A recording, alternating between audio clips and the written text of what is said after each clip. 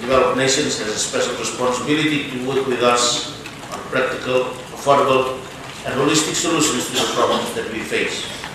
And Fiji is urging these nations to play a greater role in taking our collective response to another level, especially in the areas of research and technology transfer.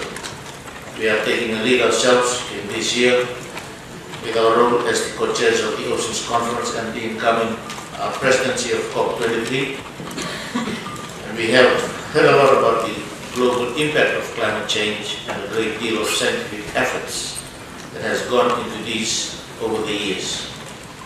But we were surprised to learn when we look on this task that very little research has been done on the specific impacts on small island developing states, even though we are among the most vulnerable. Fiji very recently has asked Germany to help us address this gap in our knowledge by setting up a joint research facility in Fiji. This institute will bring together researchers from the world-renowned Potsdam Institute for Climate Research and our own people at the University of the South Pacific.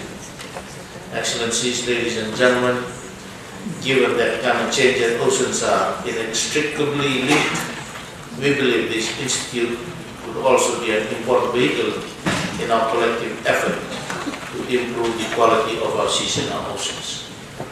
So I use this opportunity to ask other developed nations to join our German friends in helping us establish an Institute for Climate and Oceans Research in Fiji for climate, specifically for small island developing states, drawing on the work that has already been done on a global scale.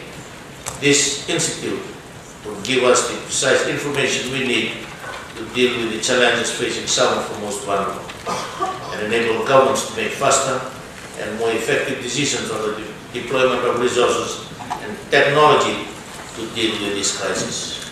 I appeal to all developed nations to give this serious consideration because it is an affordable and practical initiative that would go a long way towards providing a solution to the special challenges we in the small island developing states are facing. Now we'll leave it at that.